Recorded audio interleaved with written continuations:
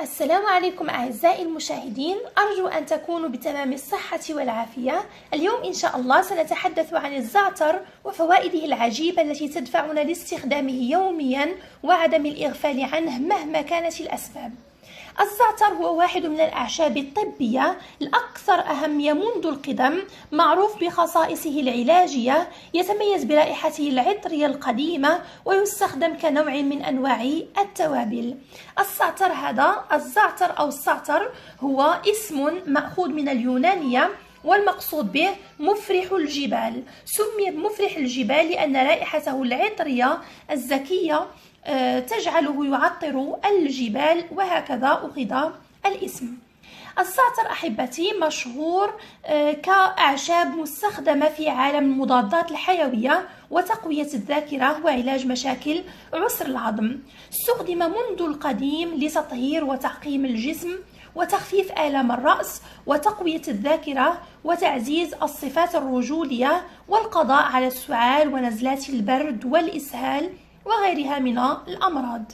أهم فوائده أنه مضاد حيوي طبيعي، حيث أن المواد المسؤولة عن الطعم في نبات الزعتر لديها القدرة على التعامل مع البكتيريا والفطريات بفعالية كبيرة أكثر من المضادات الحيوية.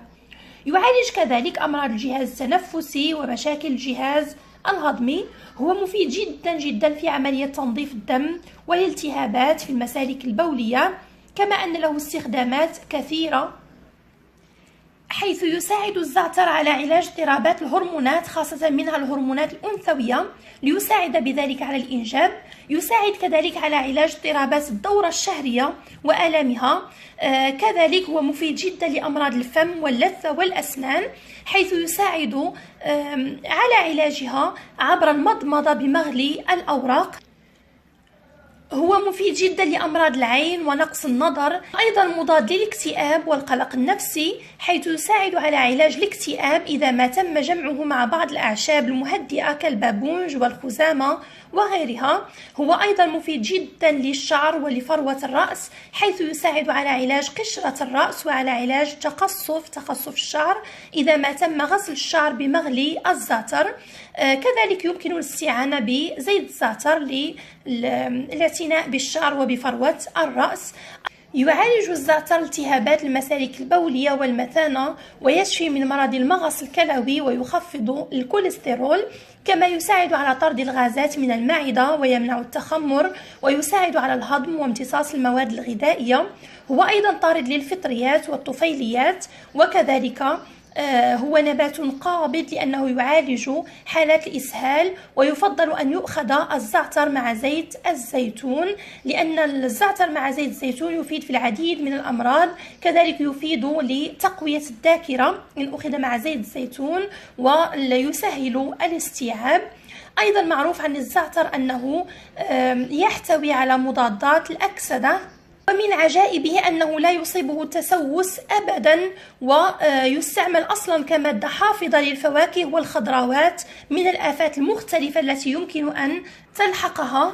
وبالنسبة لطرق الاستخدام فيمكن استعمال الأوراق الطازجة أو اليابسة. كذلك يمكن استخدام الزيت المستخلص من الزعتر لعلاج التهاب المفاصل والعديد من الأمراض الأخرى. إذا بالنسبة للأوراق الطازجة أو اليابسة، فأفضل ما يمكن أن نفعل بها هو أن ننقعها في الماء مدة 10 دقائق، ثم تصبح جاهزة للاستعمال، حتى نستعملها لآلام المعدة والغثيان ونزلات البرد والسعال والتهاب اللثة والحنجرة وغيرها.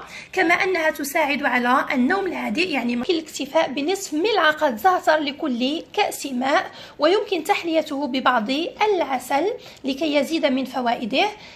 والآن بعدما استمعتم لفوائد الزعتر المتنوعة، فأكيد سوف تبحثون عنه لتداوموا على استعماله، أو على الأقل إن لم تتمكنوا من المداومة على شربه فأدخلوه في نظامكم الغذائي، وأضيفوه كتوابل لبعض وصفات الطعام المختلفة حتى تنتفعوا بفوائده وتستفيدوا من خصائصه الغذائية الهامة. دمتم بصحة جيدة، وإلى اللقاء في فيديو آخر إن شاء الله. السلام عليكم.